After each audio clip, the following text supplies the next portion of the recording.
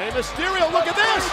Seated senton! Rey may have it! WWE has always walked a fine line between entertainment and danger, but sometimes that line gets crossed in the most unexpected ways. From brutal injuries to backstage brawls, these moments when scripted chaos spiraled into real-life mayhem are unforgettable. Get ready to relive the times when WWE matches went too far, leaving both fans and wrestlers stunned. The Broken Neck, Steve Austin versus Owen Hart. Stone Cold. Steve Austin's rise to WWE stardom was marked by his intense rivalry with Owen Hart. Their clash at SummerSlam 1997 led to a neck injury for Austin, a pivotal moment that reshaped his wrestling style and persona. Despite the injury, Austin's grit and defiance cemented his status as a fan favorite, symbolizing resilience in the face of adversity, even as it strained his relationship with Hart. On the night of August 3rd, 1997, the two competitors faced off in front of a raucous crowd at the Continental Airlines Arena in East Rutherford, New Jersey. The match started off strong, with both Austin and Hart showcasing their unique styles. Austin's aggression was on full display as he pummeled Hart with punches and kicks, while Hart countered with precise holds and suplexes using his wrestling IQ to outmaneuver his opponent.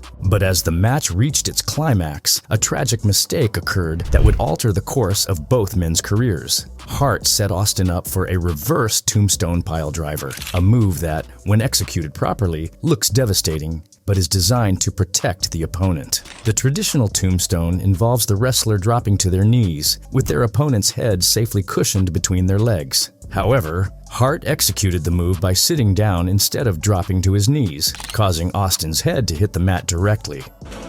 Let's see what Austin can do with even.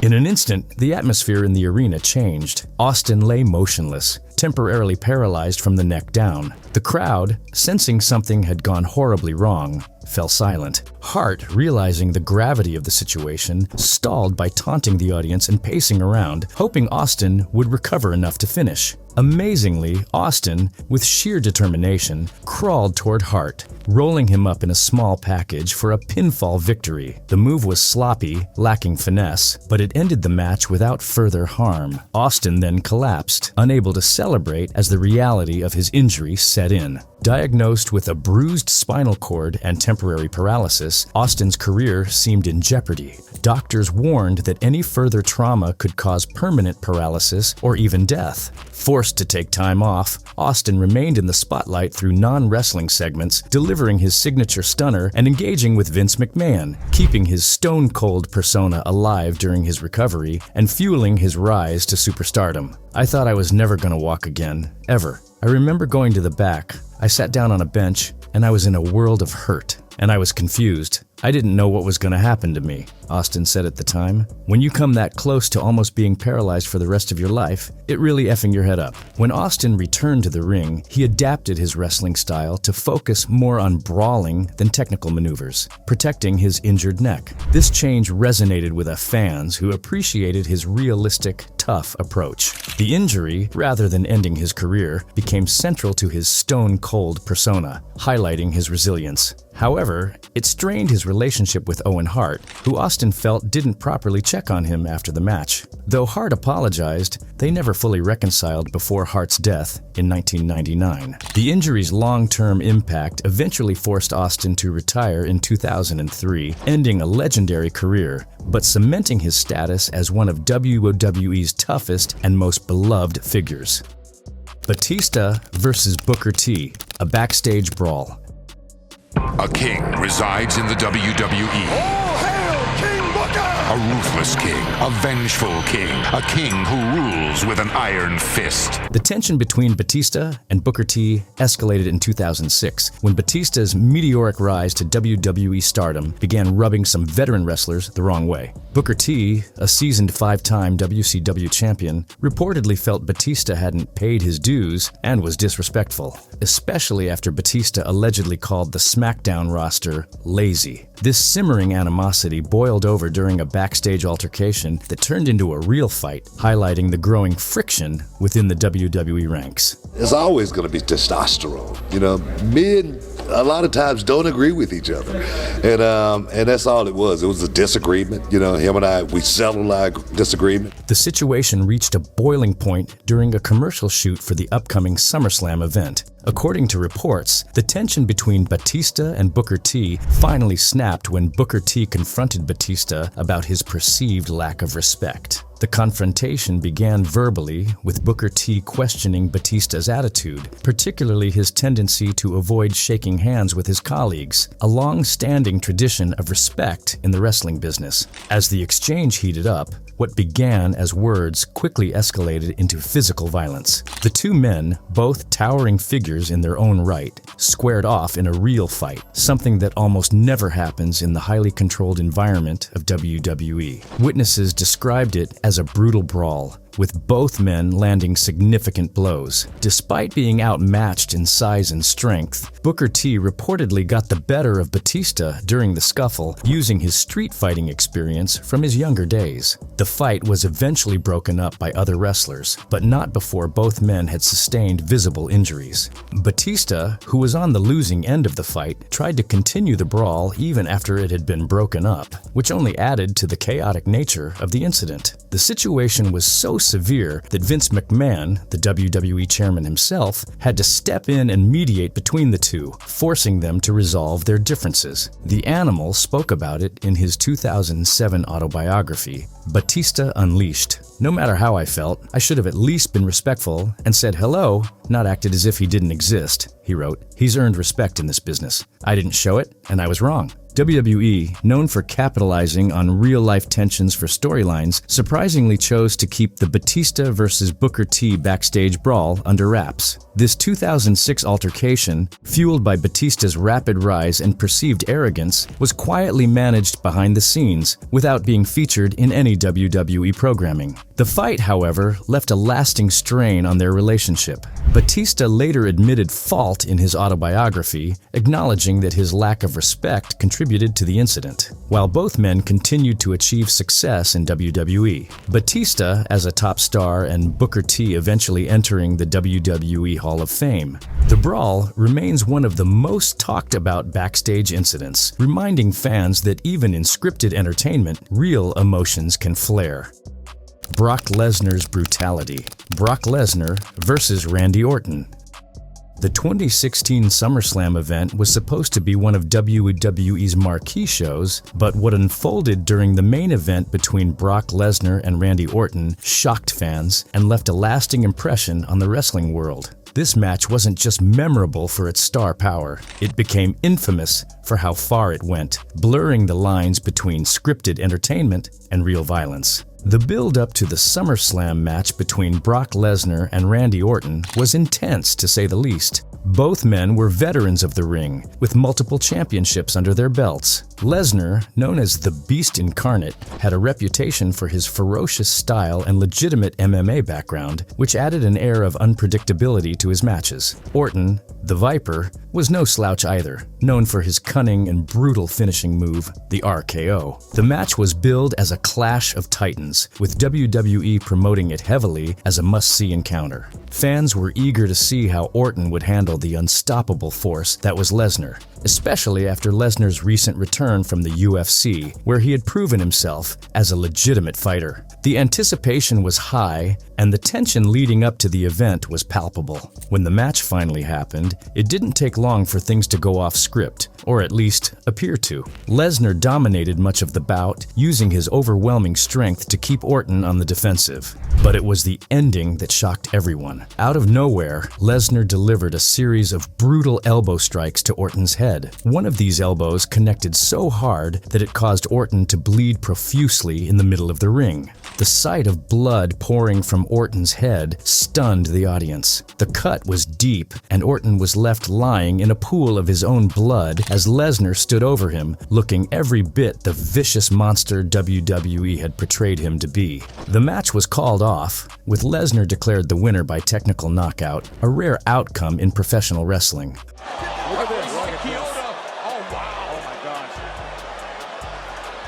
What made this incident even more shocking was the speculation that followed. Many fans and wrestling insiders were left wondering, was this planned? Or had Lesnar gone too far and crossed the line from scripted entertainment into actual violence? Reports later emerged that the finish was indeed planned, but the level of brutality shocked even those in the business. Lesnar's elbow was meant to cut Orton open, but the extent of the injury and the amount of blood were far more severe than anticipated. In the end, the Lesnar vs. Orton match at SummerSlam 2016 remains one of the most controversial moments in WWE history. It's a stark reminder of how easily the lines between entertainment and reality can blur, especially when dealing with a performer as unpredictable as Brock Lesnar. Whether you see it as a masterstroke of storytelling or a moment that went too far, there's no denying that this match left a lasting impact on the wrestling world.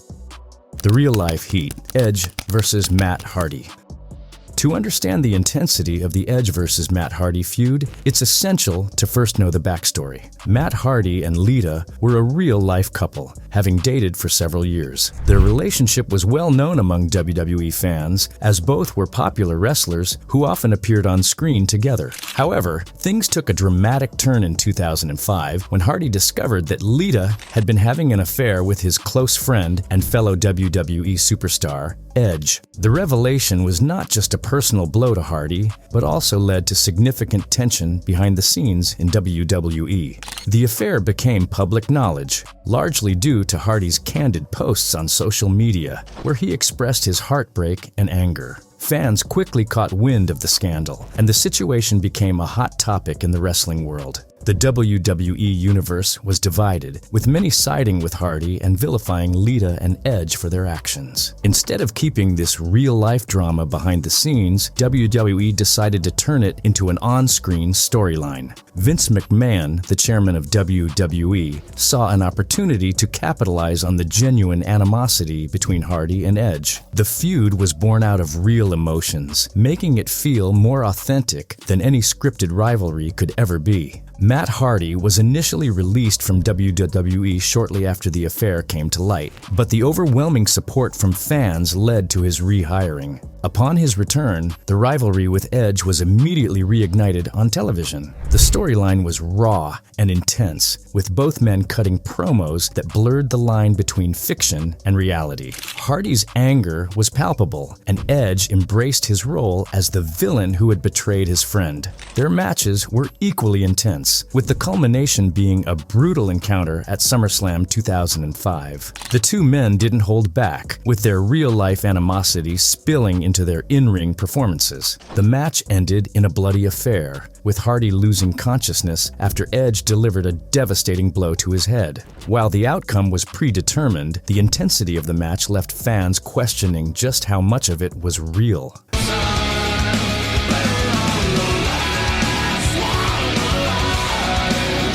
The Edge vs. Matt Hardy feud was more than just a storyline. It was a real-life drama that had lasting effects on everyone involved. For Matt Hardy, the feud was a pivotal moment in his career. Though he lost most of his high-profile matches against Edge, he gained the respect of fans for his resilience and for channeling his personal pain into his professional work. This experience helped Hardy maintain a successful wrestling career, both in WWE and in other promotions. For Edge, the storyline elevated him to top heel status in WWE. The rated R superstar persona he developed became one of the most iconic in WWE history, leading to multiple world championships and a Hall of Fame induction.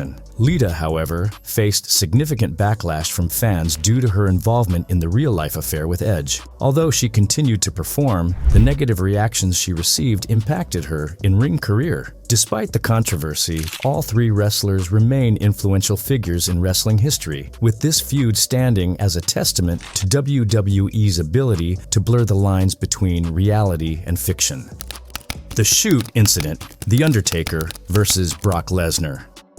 A brief but telling encounter between the two at a UFC event in 2010 reignited speculation. After Lesnar lost his fight to Cain Velasquez, The Undertaker, who was in the audience, approached Lesnar and said, "You want to do it?" This interaction hinted at unfinished business, setting the stage for what would become one of WrestleMania's most shocking matches. When Brock Lesnar and The Undertaker finally faced off at WrestleMania 30, the match carried an air of finality and anticipation. The Undertaker was defending his legendary streak, having won 21 consecutive matches at WrestleMania. The match started like any other, but as it progressed, it became clear that something was off. Lesnar, known for his hard-hitting, aggressive style, seemed more intense than usual. His strikes and suplexes were delivered with such force that it left fans in the arena and watching at home in shock. The turning point came when Lesnar delivered a series of German suplexes, followed by his signature move, the F5. While The Undertaker is known for his resilience, something was different this time.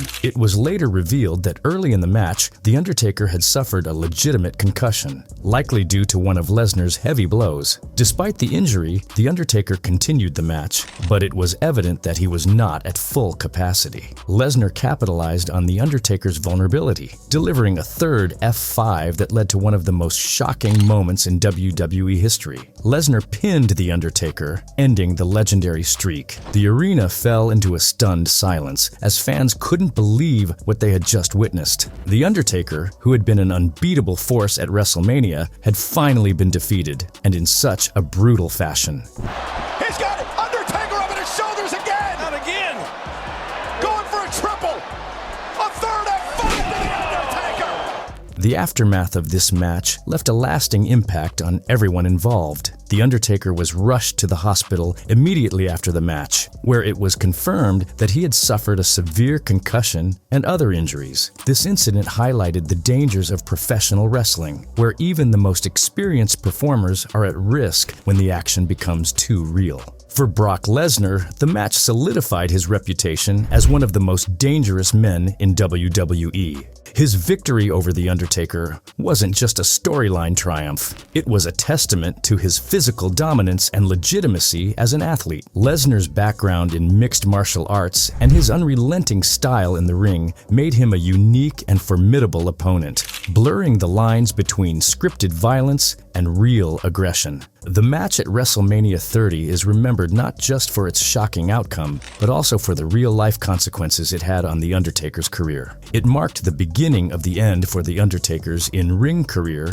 as he would go on to wrestle only sporadically in the following years, with each match taking a visible toll on his aging body. In the world of WWE, where the outcomes are predetermined and the action is choreographed, the Lesnar vs. Undertaker match at WrestleMania 30 stands out as a moment where the reality of professional wrestling's physicality was laid bare for all to see. It was a match that went too far, not just in its outcome, but in the toll it took on one of WWE's most revered legends.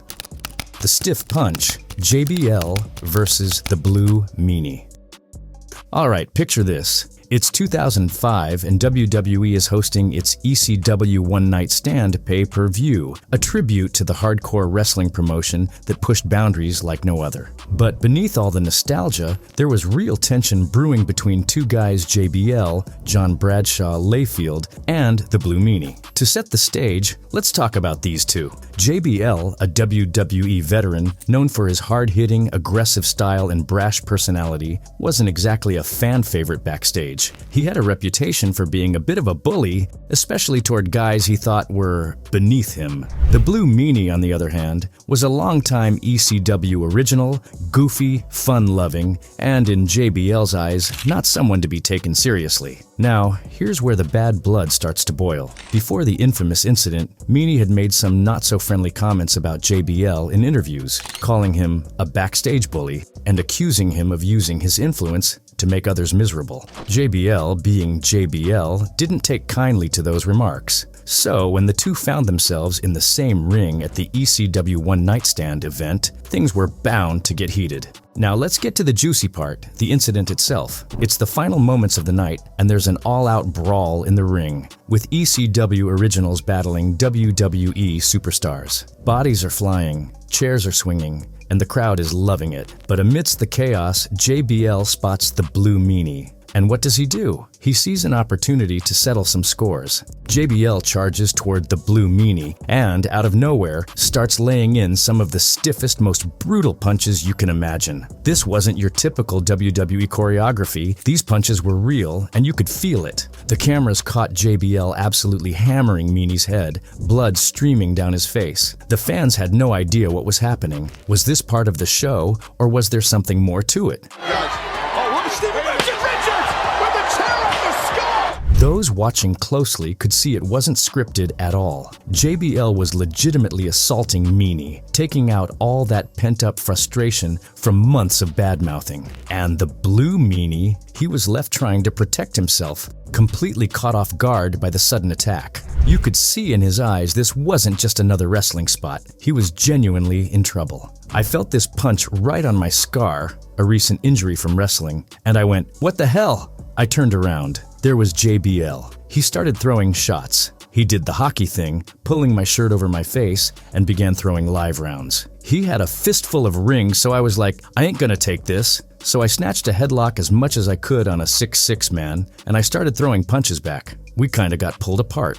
To calm things down, WWE put the Blue Meanie on TV. They even booked him in a match against JBL a few weeks later on SmackDown. It was a bizarre way of trying to turn the real-life heat into a storyline. In this follow-up match, the Blue Meanie got his revenge, with a little help from Batista, who made a surprise run-in and laid out JBL. It was WWE's way of saying, look, everything's fine now, we've turned it into entertainment. But not everyone bought it. Behind the scenes, though, things were tense. JBL faced a lot of heat from fans and wrestlers alike. It painted a spotlight on WWE's locker room culture, where old-school guys would often use their status to test or intimidate the younger talent. Some wrestlers started speaking out, and it opened up conversations about the way people were being treated behind the scenes. The real fight, Kurt Angle versus Daniel Puder. Alright, buckle up for this one because it's one of the wildest moments to ever unfold in a WWE ring, and it all started with a little show called Tough Enough. If you don't know, Tough Enough was a reality competition where WWE hopefuls battled for a chance to win a WWE contract. And in 2004, WWE decided to mix things up by bringing these rookies onto live television. Enter Kurt Angle, a legitimate Olympic gold medalist and one of the most respected wrestlers in the business, ready to show these young guns what it means to be tough. So here's the setup. Kurt Angle, known for his intense style and legit wrestling background, is in the ring during an episode of SmackDown, and he's looking to make a statement. He calls out the Tough Enough contestants, ready to teach them a thing or two about real wrestling. Angle is in full beast mode, challenging each contestant to take him down in a legitimate wrestling match. One by one, these rookies step up, and Angle just runs through them like a hot knife through butter. It's all designed to show the massive gap between a seasoned pro, like Angle, and these green rookies. But then comes Daniel Puder, a young, confident MMA fighter who's not about to be embarrassed on live TV. This is where things go off script. Puder, an MMA-trained fighter, steps in with a different kind of confidence. As the bell rings, the tension is thick. They lock up, and Angle takes Puder down quickly, looking to prove his grappling dominance. But Puder isn't sticking to the script. Down on the mat, he doesn't just let Angle pin him. Instead, he does the unthinkable, locks Angle in a real Kimura hold, a submission that could snap an arm. The crowd is confused, but Angle's expression says it all. He's trapped, and things are about to get real.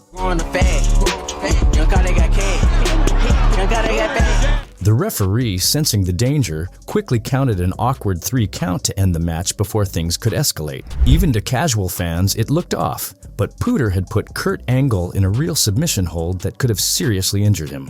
WWE was in full panic mode. WWE's higher-ups faced a dilemma. They could have used this moment to create a storyline. It was compelling TV. But Puder had crossed an unspoken line, violating the trust that everything in the ring was entertainment, not a real fight. In the weeks that followed, Puder faced punishment matches where WWE veterans roughed him up, sending a clear message: don't cross the line. Although he technically won the Tough Enough competition, his WWE career was short-lived. Zapruder was quietly released, his name becoming a cautionary tale in wrestling about knowing your place.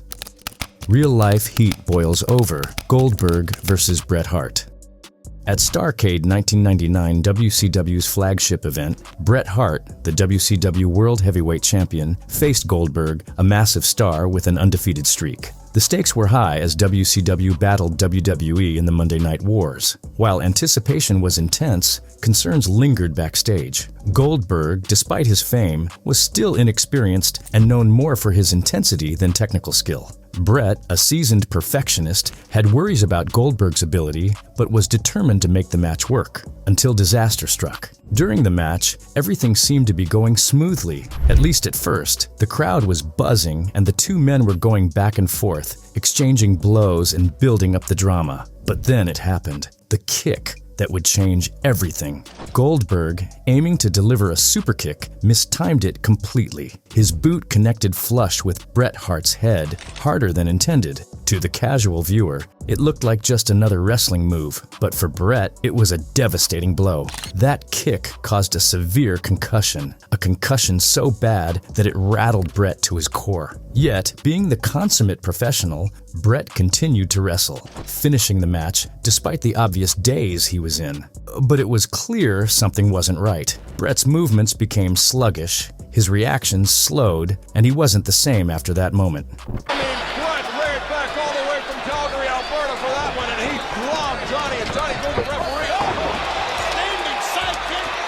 In the weeks that followed, the full extent of the damage became clear. Bret suffered from post-concussion syndrome, and the effects were severe. His vision blurred, he had migraines, memory issues, and his balance was shot. Doctors told him he needed to step away from the ring immediately, and just like that, his legendary wrestling career was effectively over. The incident between Goldberg and Bret Hart at Starrcade 1999 became a defining moment for wrestler safety. Bret, a respected legend known for his technical skill, had his career abruptly ended by Goldberg's mistimed kick. Fans were devastated, and many blamed Goldberg, calling him reckless and inexperienced. Bret openly expressed his frustration, believing Goldberg's lack of training played a significant role in the injury. For Goldberg, this moment left a permanent mark on his legacy. Despite his success, the shadow of this incident always followed him. He expressed regret numerous times, admitting fault, but for many the damage was irreversible. This moment became a cautionary tale in wrestling, highlighting the need for proper training and safety measures to protect performers. It showed how quickly things can go wrong, making it a turning point in the industry's approach to wrestler safety and respect in the ring. That's a wrap on the video. If you enjoyed it, check out one of these boxes too. I'll catch you on the next one.